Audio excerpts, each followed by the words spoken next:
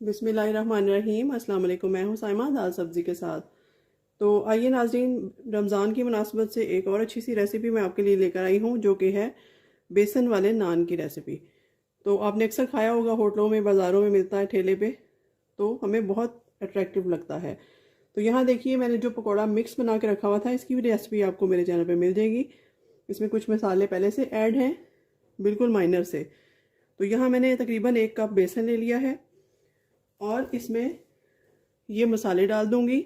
सूखा हरा धनिया, हरी मिर्चें, प्याज और आलू बारीक बारीक काट के मैंने डाल दिया है इसमें, इस तरह से।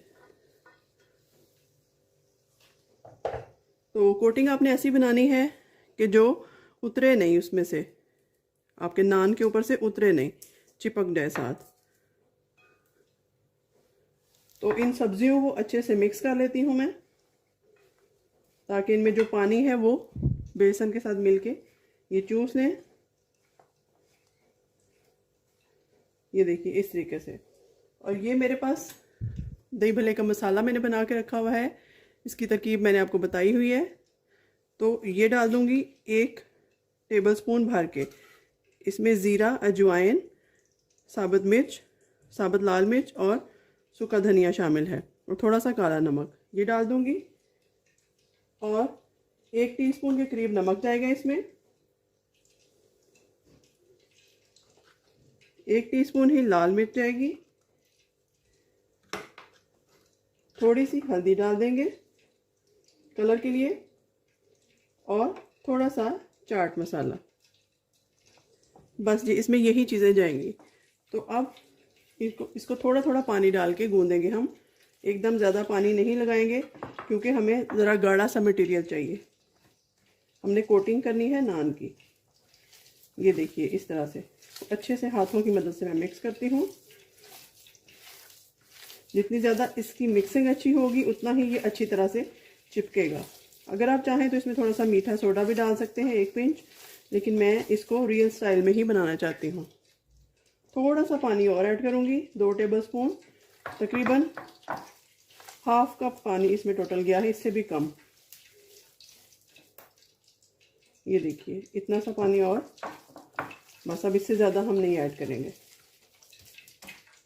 ये हमारा मटेरियल बनकर रेडी है। तो अब एक नान लेते हैं। ये देखिए ताज़ा नान है मेरे पास। इसके ऊपर हम इंतहाई आराम से इसको चिपकाना शुरू करते हैं, इसकी चारों तरफ। तब तक मैंने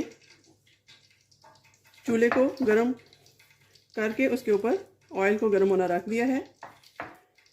ये देखिए इस तरह से, ना बहुत ज़्यादा मोटी लेयर हो और ना बहुत ज़्यादा पतली।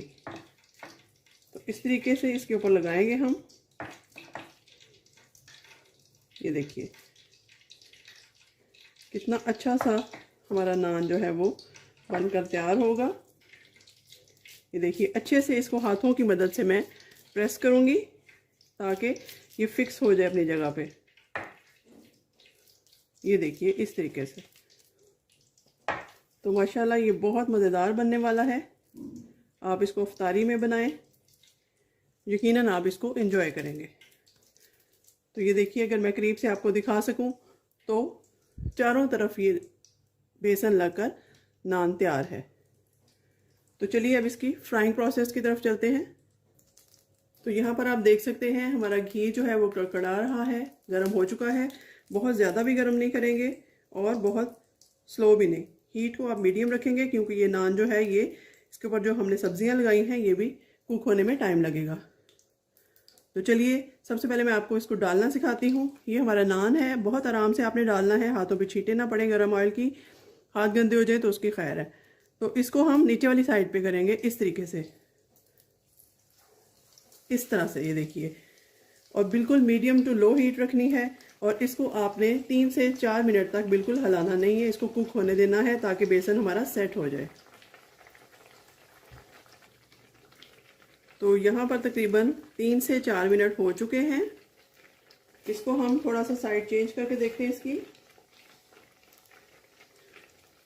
बहुत आराम से आपने इसको उल्टाना है, ताकि हाथ भी ना जलें। और मुझे क्योंकि प्रैक्टिस है, मैं इसको हाथ से ही कर रही हूँ, आप ऐसा ना कीजिएगा। ये देखिए अच्छे से लाल हो रहा है। 2 से 3 मिनट में इसको और कुक करूँगी ताकि हमारे आलू, प्याज और जो सब्जियां हैं वो अच्छे से कुक हो जाएं। तो 2 मिनट बाद इसकी फाइनल लुक मैं आपको दिखाती हूँ। तो ये देखिए यहाँ पर ये तैयार है, इसको प्लेट में सर्व करते हैं। तो ये देखिए नाज़रीन, यहाँ पर हमारा बेसन वाला नान मज़ेदार सा बनकर तैयार है। आप इस रेसिपी को ज़रूर रमज़ान में ट्राई कीजिएगा और मुझे अपनी दुआओं में याद रखिएगा। मिलते हैं किसी और नई रेसिपी के साथ, तब तक के लिए अल्लाह हाफिज़।